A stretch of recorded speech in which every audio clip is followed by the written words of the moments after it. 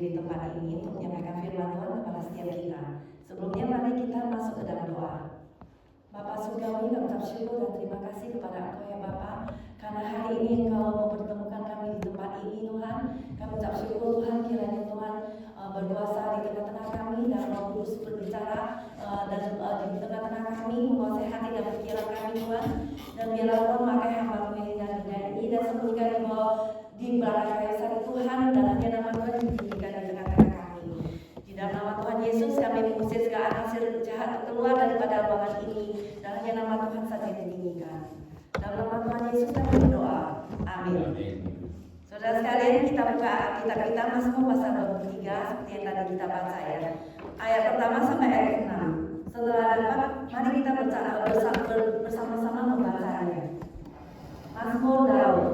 Tuhan adalah gembalaku, takkan kekurangan aku.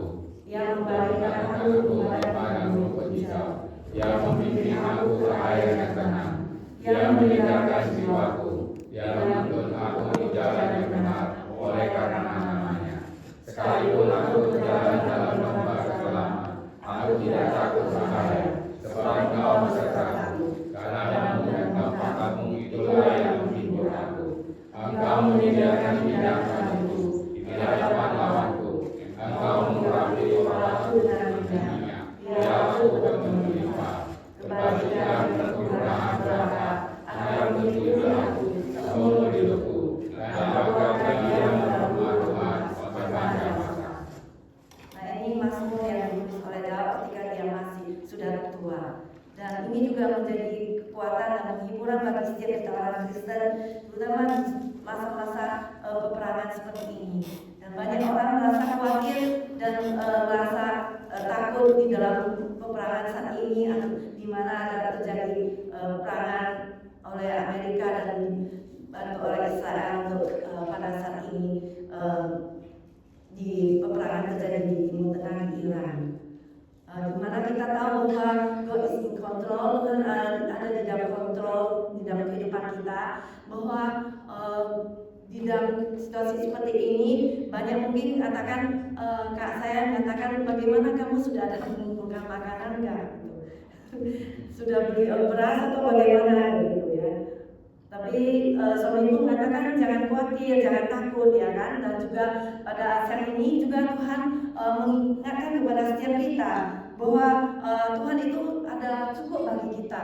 Tuhan itu adalah kepuasan dalam hidup kita, bahwa God is enough di dalam hidup kita. Dan saat ini kita melihat bahwasanya dikatakan di sini daripada Mazmur Daud, dikatakan di sini bahwa Tuhan adalah gembalaku, takkan kekurangan aku. Bahwa Tuhan itulah cukup bagiku. Tuhan adalah gembalaku.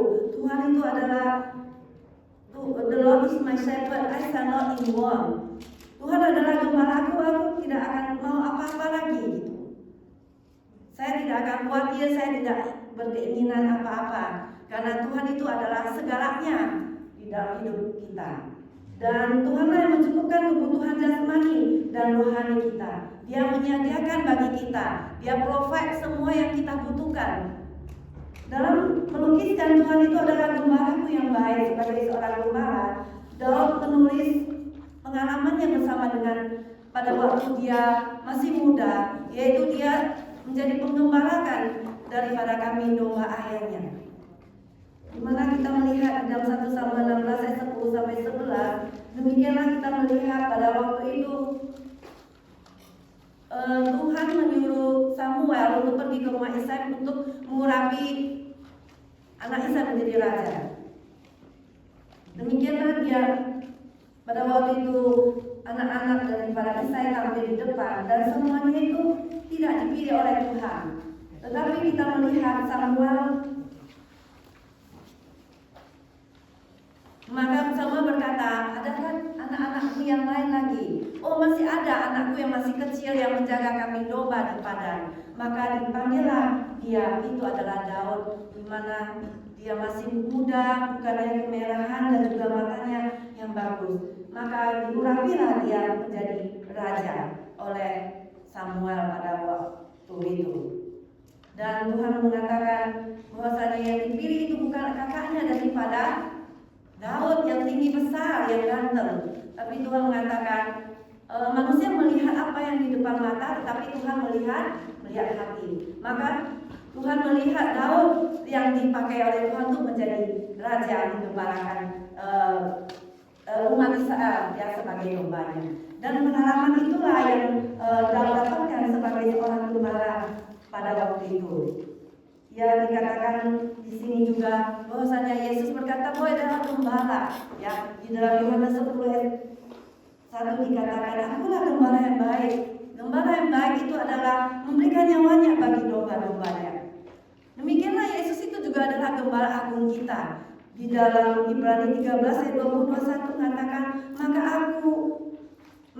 aku dikatakan di sini, maka Allah damai sejahteramu yang oleh darah perjanjian yang kekal telah membawa kembali dari antara orang mati gembala agung segala domba, yaitu Yesus Tuhan kita.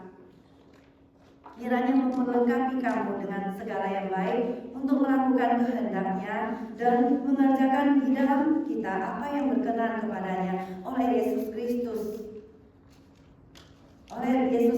Bagi dialah kemuliaan sampai selama-lamanya. Dan juga Yesus adalah kepala domba. Dia adalah the chief of shepherd, di mana pada waktu gembala agung datang, kamu akan menerima mahkota kemuliaan yang tak dapat layu. Gembala agung di sini diterjemahkan juga the chief shepherd, itu dia adalah kepala daripada gembala itu. Saudara sekalian, domba itu adalah seekor binatang yang lemah, di mana dia tidak bisa melihat jauh, matanya rabun, dan dia harus diketuai oleh gembalanya, dia harus dikepalai dan dijaga, dibimbing. Karena enggak, kalau dia bisa tersesat, dia bisa jalan sembarangan dan tidak tahu jalan pulang. Maka gembala yang baik itu akan membimbing dombanya itu ke rumput yang hijau dan ke air yang segar. Di mana gembala yang baik itu dia akan tidak memberikan air yang kotor, air yang coklat kepada domba-dombanya untuk diminum, ataupun kepada rumputnya yang sudah berwarna yang tidak cerah lagi. Demikianlah Tuhan mencukupkan kebutuhan kita, saudara sekalian, di mana Tuhan menyediakan mana dan burung puyuh kepada bangsa Israel di padang gurun, di padang belantara. Pada waktu bangsa Israel keluar dari Mesir, mereka tidak ada makanan. Maka apakah mereka bekerja? Tidak. Apakah mereka itu melakukan sesuatu? Tidak. Maka mereka bersungguh-sungguh, mengapa engkau membawa kami keluar daripada Mesir untuk mati di padang gurun ini?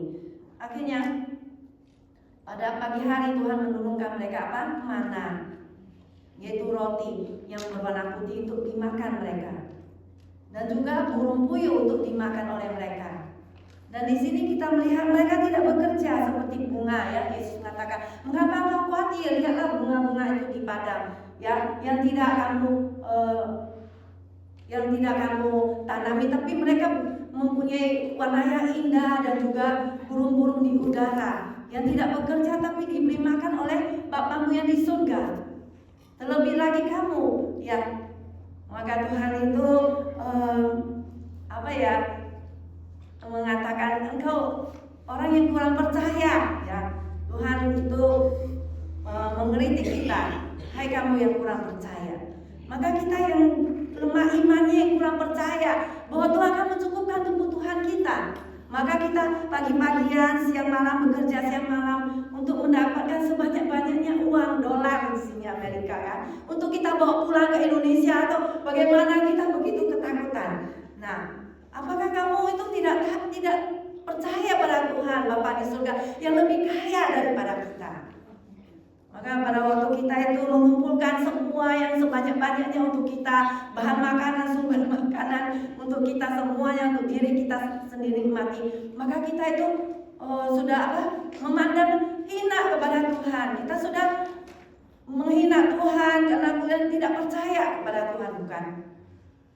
Maka saudara sekalian, seperti Tuhan itu adalah gembala kita, kita cukup, kita tidak perlu lagi apa-apa, karena Tuhan akan mencukupkan segala kebutuhan kita.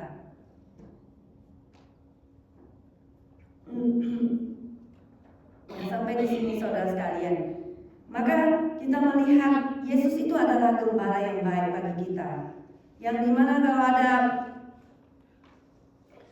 gembala, ada domba yang tersesat, maka Tuhan itu mencari dombanya yang hilang itu dan meninggalkan apa yang 99 ekor dan mencari yang 1 ekor itu yang hilang itu untuk dibawa kembali pulang. Maka akan ada sukacita yang besar di surga karena 1 orang berdosa yang bertobat, kata firman Tuhan.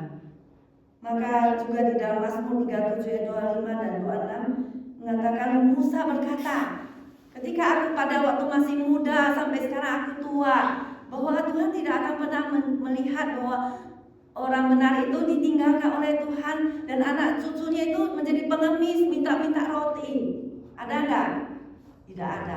Orang benar itu tidak pernah ditinggalkan oleh Tuhan dan selalu diberkati oleh Tuhan. Bahkan dikatakan mereka memberi pinjaman, mereka memberi makanan kepada orang-orang lain, memberikan belas kasihan kepada orang.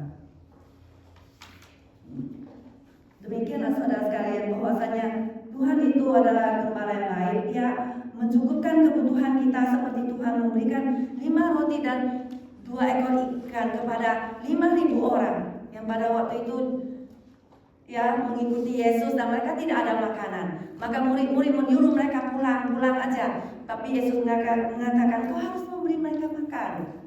Lalu apa yang terjadi? Di tengah-tengah itu ada seorang anak kecil dan memberi mereka 5 roti dan 2 ekor ikan. Lalu Tuhan memberikan mujizat, mengucap syukur dan membagi-bagikan kepada 5.000 orang makan. Dan masih ada sisa berapa? 12 keranjang. Dan mereka makan sampai penuh, sampai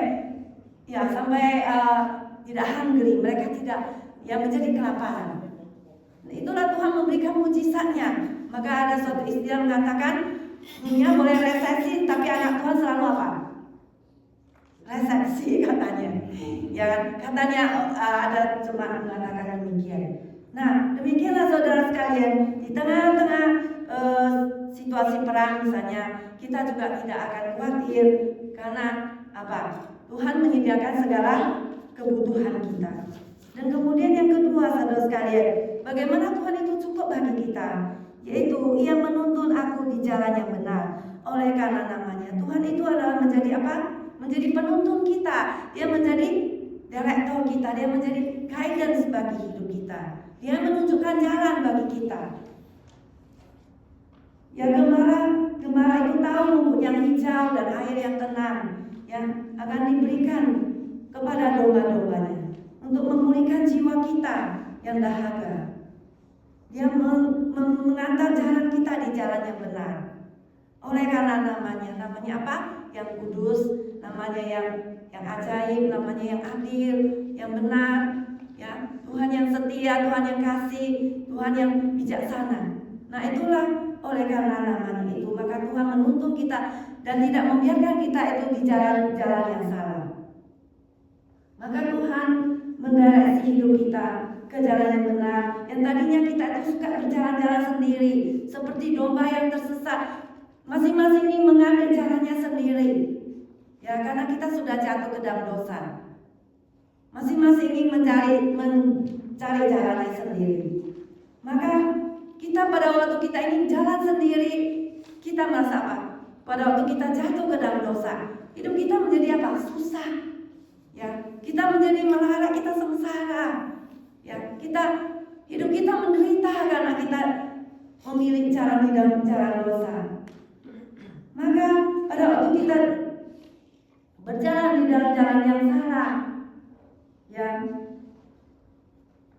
maka pada waktu kita berjalan di jalan yang salah, saudara sekalian, kita memanggil nama Tuhan. Kita memanggil, berseru kepada Tuhan, maka Tuhan menjawab kita dengan melalui firman-Nya. Ya, karena Yohanes 10 ayat 3 mengatakan, domba-domba mendengarkan suaranya dan Ia memanggil domba-dombanya masing-masing menurut namanya. Dituntunnya mereka keluar. Jika semua dombanya telah dibawanya keluar, Ia berjalan di depan mereka dan domba-domba itu mengikuti mereka dari belakang. Tetapi suara asing mereka tidak dengar, tidak ikuti, karena suara mereka tidak mengenalnya. Ya, jadi kita adalah domba-dombanya Tuhan. Kita mendengar suaranya Tuhan. Maka demikian Tuhan memimpin hidup kita dengan firman-Nya.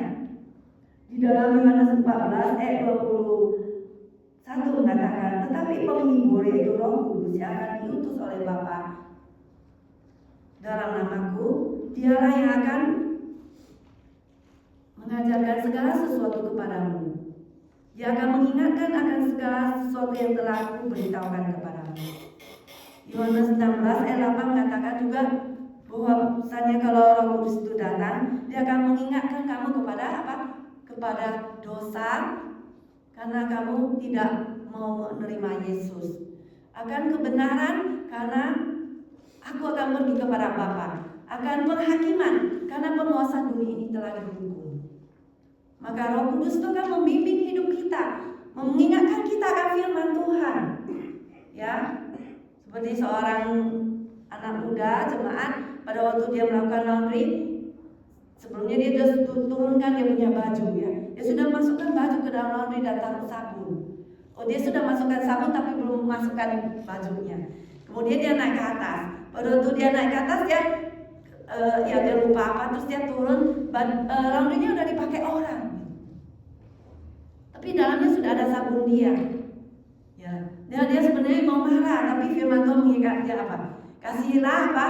Musuhmu dan berdoalah bagi mereka yang menganiaya kamu. Kasihilah musuhmu, jangan memaki-maki, tapi berkatilah mereka. Ya, itulah firman Tuhan itu berkuasa untuk berbicara kepada kita. Ya, mengingatkan kita, kamu itu siapa? Kamu ini orang Kristen, kamu ini anak Tuhan. Kamu itu tidak boleh seperti itu. Ya kan? Jadi firman Tuhan itu menuntun kita. Tapi kalau kita itu tidak mau taat kepada firman Tuhan, kita tidak mau apa yang terjadi, hidup kita tidak akan baik-baik saja. Kita akan kacau balau, kita akan berantakan, ya kan? Karena apa yang kita buat apa yang kita tanam akan kita tuai. Kita akan mengambil konsekuensinya sendiri. Kita nggak bisa menyalahkan Tuhan. Karena kita mencobai Tuhan seperti orang Israel di padang belantara, maka apa yang terjadi? Hukuman Tuhan segera datang kepada mereka. Maka ada yang di padang gurun mereka mati semua. Ada yang ditelan oleh bumi ya, kayak gempa bumi, mati semua karena mereka itu marah-marah. Padahal sudah melihat mujizat daripada Tuhan. Maka jangan kita mencobai Tuhan. Maka pada waktu Tuhan memberikan suatu jalan kepada kita, maka kita akan harus menurutinya seperti domba yang baik ini. Maka Tuhan itu memimpin hidup kita, Tuhan itu mendireksi hidup kita, menggait hidup kita, sehingga hidup kita tidak menjadi tersesat. Demikian seperti seekor domba yang matanya tidak bisa lihat jauh. Pada waktu tengah malam, pada waktu hampir malam, maka gembalanya menyuruh mereka pulang. Tapi ada seekor domba yang nakal, ya, domba nakal, dia tidak mau ikut pulang. Apa yang terjadi? Dia pergi keluar jalan-jalan di padang belantara. Kemudian apa yang terjadi? Sudah malam, dia sudah mendengar ronrongan daripada serigala yang ingin memakan dia. Akhirnya apa yang terjadi? Dia mau pulang. Karena matanya yang kabur, nggak bisa lihat. Dia jatuh ke dalam jurang. Ke dalam jurang yang tersesat. Akhirnya domba ini hanya bisa hanya bisa teriak-teriak. Tetapi di situ sudah terdengar ada serigala yang mau datang menerkam dia. Akhirnya kemudian datanglah gembala itu, cari mana suaranya itu. Akhirnya menemukan domba yang jatuh ke dalam jurang ini, dan dibawanya lah domba ini keluar daripada duri ya. Duri itu ada, kemudian dibawa dan ditaruh di bahunya, dibawa pulang karena sudah ditemukan domba ini. Dan di sanalah dia dibalut dan dibersihkan lukanya dan disembuhkan. Demikianlah Tuhan menjadi penuntun hidup kita, ya, mendireksi hidup kita, sehingga itu kita tidak menderita, kita tidak dibelenggu oleh dosa. Sehingga Yesus itulah yang menjadi penolong juru selamat kita, yang membebaskan kita dari belenggu penjajahan dosa, sehingga kita boleh hidup di dalam kebebasan dan freedom di dalam Tuhan. Saudara sekalian, mari kita mau dipimpin oleh Tuhan, mari kita mau dipimpin oleh firman-Nya, oleh Roh Kudusnya yang senantiasa berbicara di dalam hati kita. Dengan suara kecil kadang Tuhan berbicara kepada kita. Kadang Tuhan berbicara kita melalui hamba-hamba Tuhan, berbicara kepada kita melalui seorang anak kecil atau melalui guru-guru kita. Mari kita mau mengiyakan dan kita mau mendengarnya, sehingga hidup kita itu boleh baik-baik saja. Kemudian yang ketiga, saudara sekalian,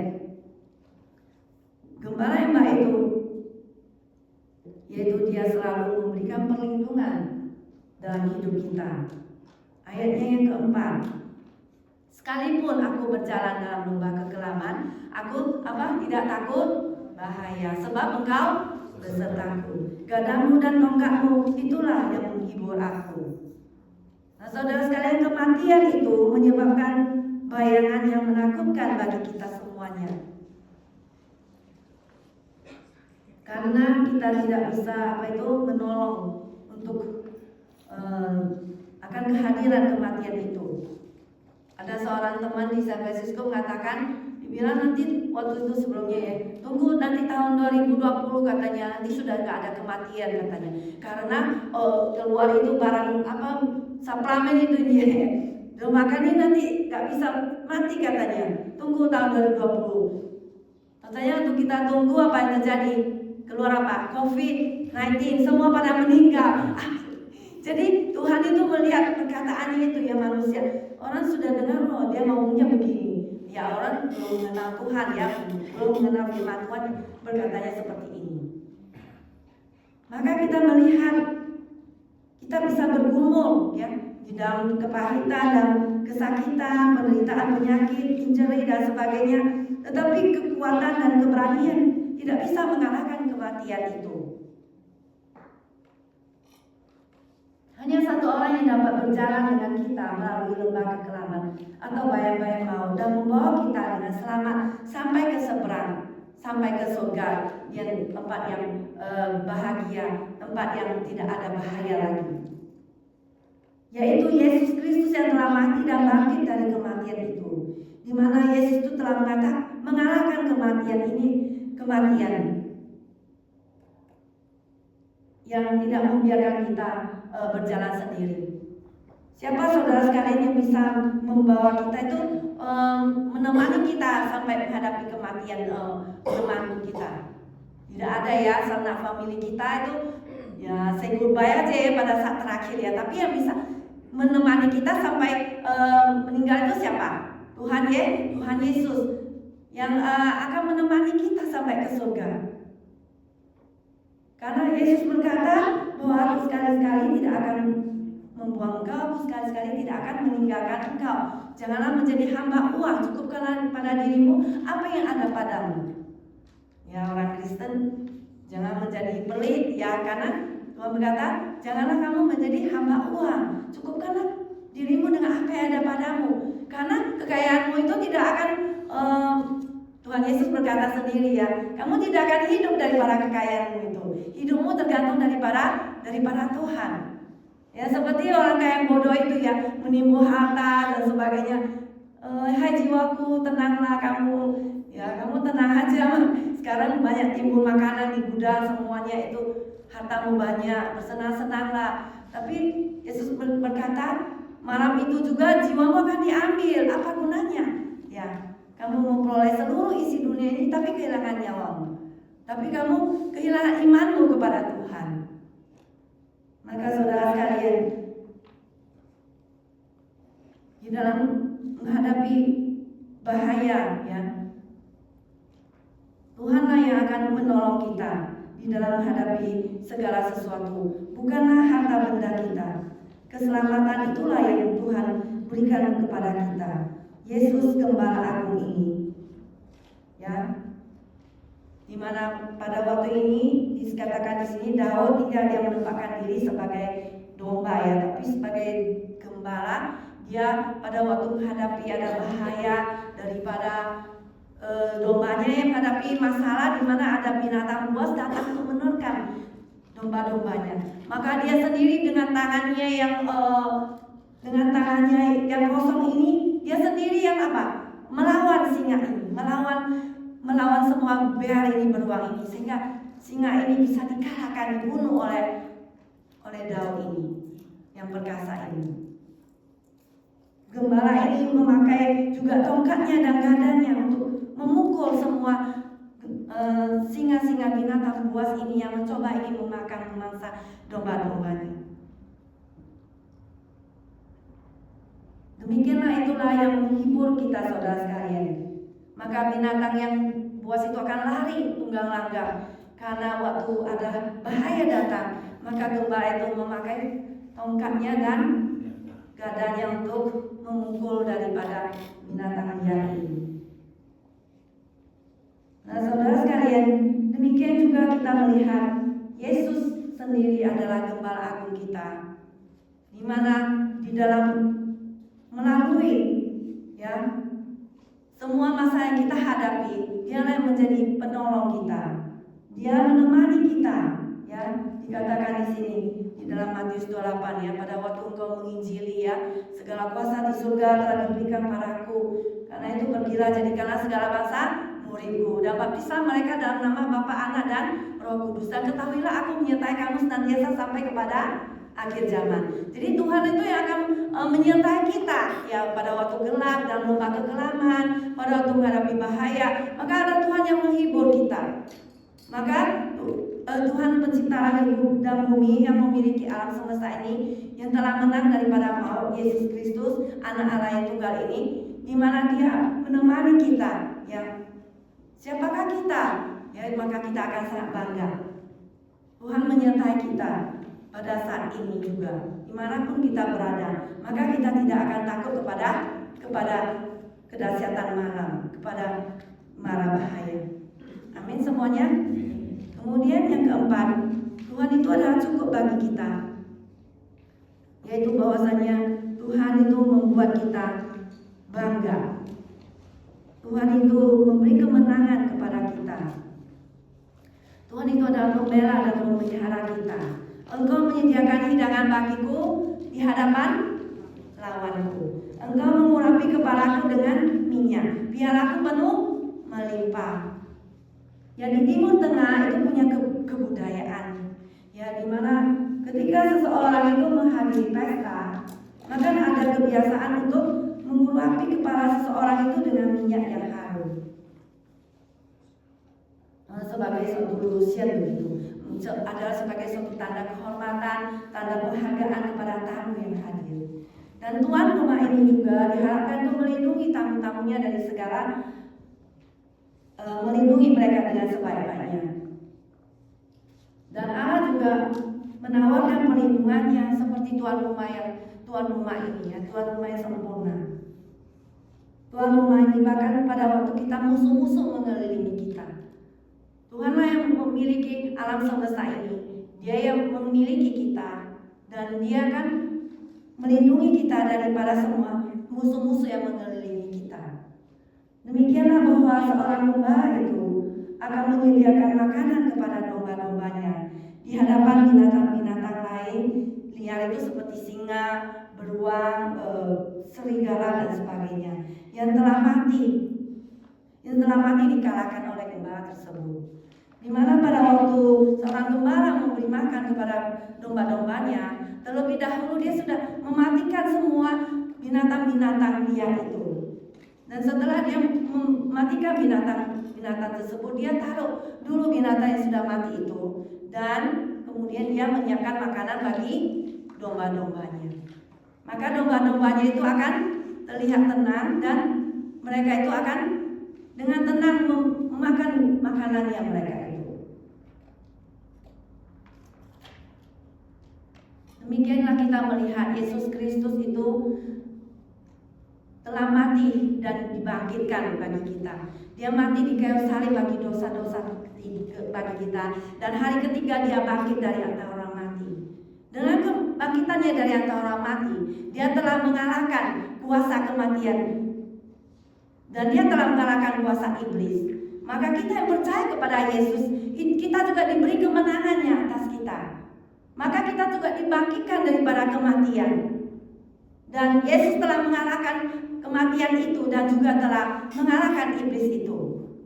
Maka kita tidak akan takut, dan dengan berani kita akan selalu karena roh yang ada pada kita itu lebih besar daripada roh yang ada di dunia ini. Nah, saudara sekalian, dikatakan di sini bahwa Tuhan memberikan kemenangannya kepada kita.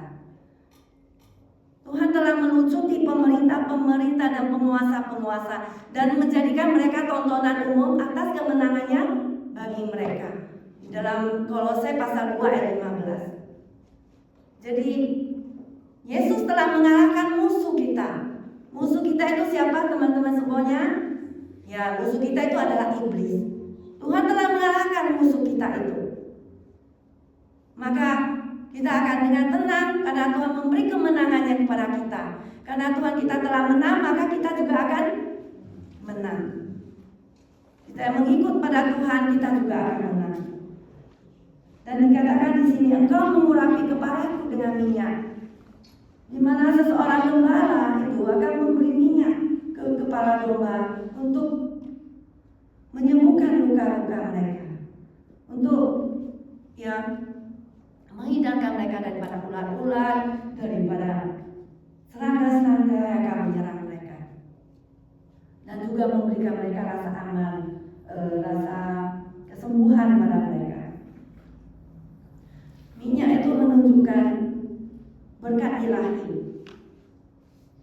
Bagaimana orang-orang pilihan itu dihormati oleh Allah, dan juga bagaimana pada waktu zaman perjanjian lama raja-raja diurapi oleh Allah dengan apa? Minyak. Waktu Raja Saul diurapi dengan minyak, ya kan? Daud juga diurapi dengan minyak. Mereka adalah yang dipilih oleh Tuhan, diurapi, diseparate untuk dijadikan kudus, dipakai untuk maksud Tuhan. Minyak itu menunjukkan kesukacitaan dan kelimpahan hidup. Di mana Yesus berkata, aku datang untuk memberi hidup dan memberikannya di dalam segala kelimpahan. Yohanes 10 ayat 10. Di mana perintah dan di mana pada perubahan dari duka cita itu menjadi dipenuhi dengan sukacita oleh Roh Kudus. Di sini dalam perjanjian baru, orang-orang percaya itu diurapi oleh apa? Oleh Roh Kudus. Kita semua orang percaya itu diberi apa? Roh Kudus di dalam hati kita. Kita diurapi oleh Tuhan untuk menjadi umat pemenang, umat Allah yang hidup. Untuk menjadi saksi-saksi daripada Tuhan. Kita diberi kuasa Roh Kudus dalam hati kita untuk kita berani untuk bersaksi bagi Tuhan dimanapun kita berada, untuk menjadi apa? Terang dan garam daripada dunia ini. Tuhan memampukan kita. Kita hanya berdoa kepada Tuhan dan Tuhan akan menolong kita untuk bersaksi bagi Tuhan. Maka dikatakan di sini, pialaku itu penuh melimpah. Piala itu adalah cawan yang penuh melimpah, yang mengalir keluar, yang abundance, yang melimpah keluar, yang memberikan berkat. Tuhan yang tidak pelit, yang memberikan kita sukacita, damai sejahteranya, dan juga ketenangannya kepada kita yang sejati. Kita diberikan berkatnya oleh Tuhan dengan kebaikannya. Jadi saudara sekalian, piala kita penuh melimpah, maka kita tidak akan takut. Karena Tuhan memberikan berkatnya kepada kita dengan berlimpah-limpah, dengan penuh semuanya, bukan piala yang kosong, tapi piala yang berkat yang penuh dengan melimpah. Di tengah situasi dunia mungkin dikatakan perang dan sebagainya, ya kan? Kita tetap akan diberi berkatnya oleh Tuhan. Maka kita tidak akan takut untuk memberi, ya. Firman Tuhan berkata lebih baik memberi daripada menerima. Maka pada waktu kita kalau tidak menanam, bagaimana kita bisa menuai, ya kan? Kalau kita tidak menanam firman Tuhan, kalau kita tidak menjadi berkat, bagaimana bisa melahirkan berkat yang maksudnya tidak akan, yang misalnya seperti seorang anak kita itu memberikan berkatnya pada dia sekolah dan sebagainya. Kita memberikan firman Tuhan, iman kepada dia, sampai besar dia akan menjadi berkat bagi orang lain. Tapi kalau kita tidak memberikan kepada mereka iman, kita hanya memberikan mereka uang, apa yang didapatkan? Tidak ada, bukan? Mereka hanya misalnya kalau sudah besar, wah kita kalau cuma meninggalkan harta benda, ya orang tua kalau sudah meninggal aja memberikan mereka harta benda, maka anak-anaknya bertengkar untuk merebut harta benda. Tapi kalau kita memberikan iman, percaya mereka pada Tuhan, maka berkat daripada Tuhan tidak akan habis, tidak akan habis-habis. Berkat daripada Tuhan akan melimpah, dan kita beri, kita akan berbahagia di dalam pekerjaan Tuhan. Dan berkat itu tidak akan hilang. Seperti air ya, setetes air. Seorang guru mengatakan, bagaimana air ini, seorang anak ya, setetes air itu tidak akan hilang. Maka anak berkata, oh saya kalau taruh di kulkas ya juga akan hilang, bukan? Tapi kemudian anak ini berpikir, saya taruh setetes air ini ke dalam lautan yang luas, maka air yang kecil ini dicampur dengan lautan luas ini, dan air ini tidak akan hilang. Demikianlah yang kita lakukan yang kecil ini ya, yang kita lakukan akan diberkati oleh Tuhan menjadi besar. Dari yang kecil akan menjadi apa? Besar. Maka kita jangan menjadi kecewa dan putus asa. Kita terus saja melakukan pekerjaan Tuhan, maka tidak akan menjadi sia-sia, akan berbuah banyak. Seperti anggur yang banyak itu, berbuah banyak. Amin semuanya. Ya, ada seorang yang bernama Josh Muller. Dia itu seorang hamba Tuhan ya, sebelum dia percaya, tapi setelah dia bertobat, dia ada di Inggris ya. Dia melakukan pekerjaan jadi kayak mendirikan yatim piatu. Dia ada anak 10.000 anak lebih ya. Jadi dia hanya bersandar kepada Tuhan aja, beriman kepada Tuhan. Jadi dia hanya berdoa, membaca firman. Dia tidak pergi ke rumah orang kaya meminta uang dan sebagainya. Dan suatu hari pada waktu dia ada di memberikan di tengah-tengah operasi daripada yatim piatu, suatu hari mereka sudah tidak ada makanan. Maka orang-orang di dapur mengatakan, Tuhan, kita sudah kehabisan makanan. Apa yang mau taruh di atas meja? Josh mengatakan, taruh aja, tata aja meja itu, ada piring, ada gelas. Ini kosong semua, bagaimana ini? Ya isi aja pagi ini, aku berdoa aja, percaya sama Tuhan. Kayaknya dia berdoa pada Tuhan ya. Kemudian sebentar lagi pintu diketok ya, dibuka pintu. Ada seorang datang, oh ini saya berikan roti. Kemarin sepertinya saya ada di bilang sama Tuhan, buatlah roti yang banyak ini karena Tuhan berkata pada aku untuk memberikannya kepada kalian panti asuhan karena makanan kalian sudah habis. Maka diberikanlah roti ini. Mereka bersyukur pada Tuhan, dibagikanlah kepada anak-anak pada waktu itu. Sebelum habis itu kemudian datang ketok-ketok pintu. Dibukalah pintu. Ada siapa? Seorang tukang susu. Ya. Ini saya berikan susu kepada panti asuhan ini karena waktu mau berjalan sini kereta dorong saya ini rusak. Ya saya takut susu saya ini nanti kehabis apa itu sia-sia dibuang. Akhirnya diberikanlah di halaman ini yang depan ini diberikan kepada orang panti asuhan. Demikianlah panti asuhan ini hidup oleh iman kepada Tuhan. Ya, Tuhan itu tidak akan pernah meninggalkan perbuatannya. Ya, jadi kita hanya beriman kepada Tuhan. Kita berdoa dan bekerja, melakukan yang terbaik, selalu berikan yang terbaik pada Tuhan. Amin semuanya. Maka seterusnya Tuhan akan membuka jalan bagi kita. Nah, inilah kita melihat di sini bahwasanya Tuhan memberikannya, membuat kita bangga ya. Tuhan memberi kemenangan kepada kita. Mari saudara sekalian, kita mau ya hidup bagi Tuhan. Kita mau menjadi orang-orang pemenang karena pada akhirnya Tuhan Yesus datang kedua kali. Tuhan Yesus memberikan mahkota kemuliaan, mahkota kehidupan kepada orang-orang yang kita yang sudah diberi kemenangannya. Kemudian yang selanjutnya yang kelima adalah Tuhan itu adalah cukup bagi kita, yaitu Tuhan menjamin masa depan kita, ya, menjamin masa depan kita. Ayat ke-6, kebajikan dan kemurahan neraka akan mengikuti aku seumur hidupku, dan aku akan diam dalam rumah Tuhan apa? Sepanjang masa. Bahwa kebajikan dan kemurahan itu akan mengikut aku. Di mana kata mengikut dalam bahasa Ibrani-nya itu adalah mengejar, ya. Mengejar yaitu bahwa kebaikan dan kemurahan Allah itu bukan hanya mengikut di belakang, tetapi secara aktif itu mengejar orang-orang percaya. Bahkan pada waktu menghadapi ujian sekalipun. Maka kita akan diam dalam rumah Tuhan sepanjang masa.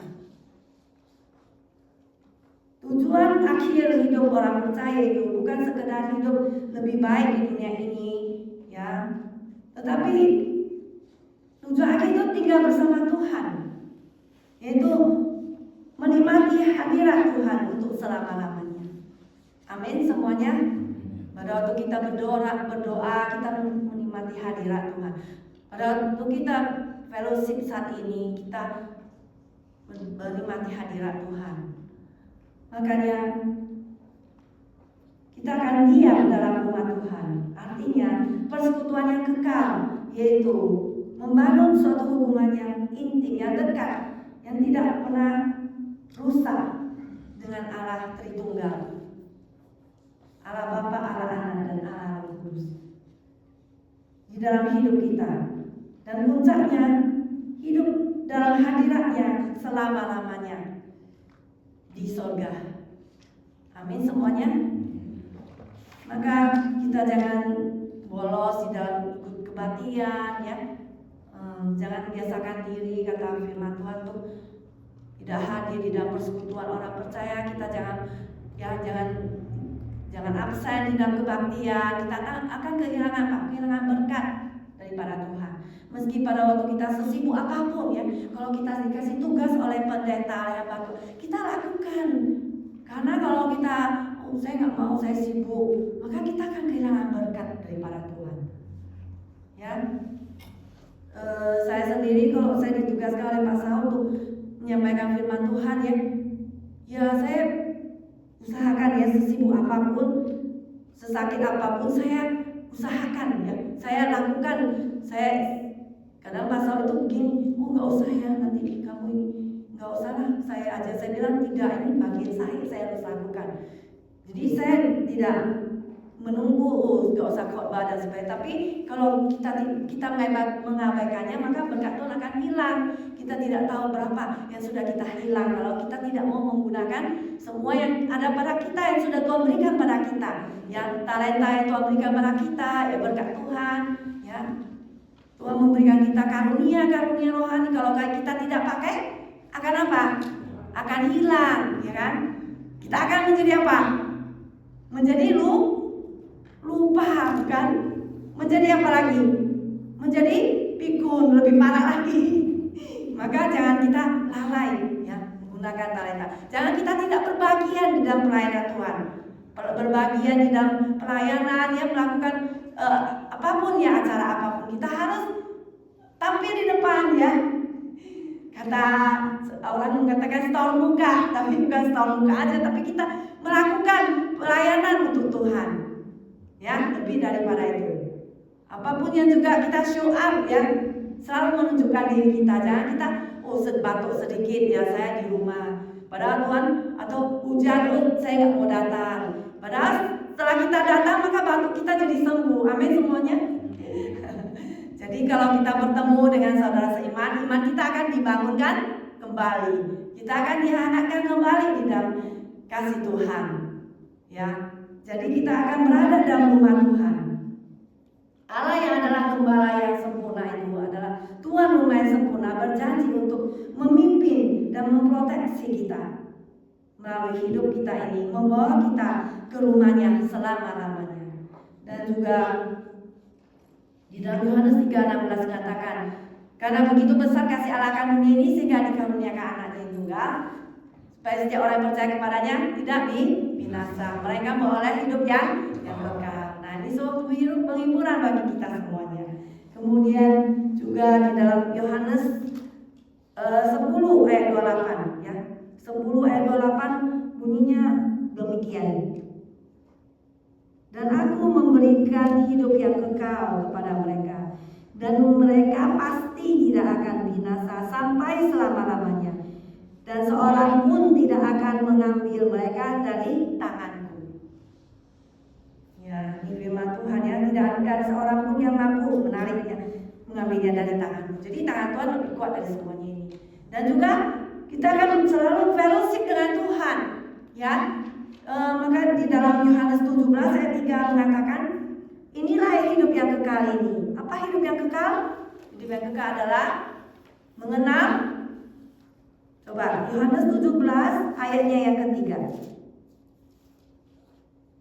Inilah hidup yang kekal itu, yaitu bahwa mereka mengenal Engkau satu-satunya Allah yang benar, dan mengenal Yesus Kristus yang telah Engkau utus. Ya, yang diutus daripada surga ke dunia ini. Mengenal seperti seorang suami yang mengenal istrinya, begitu dekat, begitu intim, ya. Jadi kita mempunyai hubungan intim dengan Tuhan yang tidak terputus. Ya, seperti apa?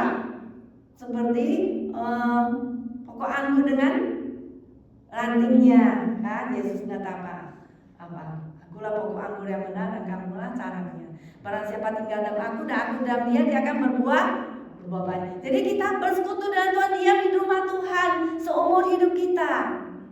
Ya, seperti Daud yang suka diam di rumah Tuhan, di pelataran bait Allah, pagi, siang dan malam. Lebih baik tinggal di rumah Tuhan, ya, daripada di tempat lain 1000 hari di tempat lain. Lebih baik 1 hari di rumah Tuhan daripada berdiam di tempat lain 1000 hari. Amin semuanya. Di sana kita akan mendapatkan berkat sukacita daripada Tuhan, daripada firman Tuhan yang akan men-encourage kita dan menolong hidup kita menjadi berkat bagi kita semuanya. Amin semuanya. Mari kita masuk ke dalam doa. Bapa di dalam surga, kami ucap syukur dan terima kasih kepada Engkau ya Bapa. Kami mengucap syukur Tuhan oleh Roh Kudus kami boleh memanggil Engkau Bapa. Bapa kami di surga yang menjadi Bapa kami, yang menolong hidup kami, yang mendisiplin hidup kami sebagai domba-domba-Mu ini. Jikalau domba ini kami jalan tersesat, Engkau akan menarik kami Tuhan keluar untuk kami boleh kembali kepadamu. Untuk Engkau mendisiplinkan kami, dan Engkaulah cukup bagi kami Tuhan. Oleh sebab itu kami tidak akan takut Tuhan kepada situasi dunia apapun Tuhan, asal kami memiliki Engkau Tuhan sebagai jaminan hidup kekal kami, sebagai penolong yang mencukupkan kebutuhan jasmani dan rohani kami, karena Engkau cukup bagi kami Tuhan. Asal kami berbakti kepadamu, asal kami taat kepada firman-Mu, asal kami beriman kepadamu Tuhan Yesus, memiliki hubungan yang selalu mesra dengan-Mu Tuhan, menikmati hadirat-Mu Tuhan, mengasihi-Mu ya Tuhan. Tuhan tolonglah kami Tuhan Yesus. Tuhan tolonglah kami agar kami tidak khawatir, agar kami bersandar kepadamu bahwa Tuhan Engkau tidak membuang kami, tidak akan meninggalkan kami. Terima kasih ya Tuhan.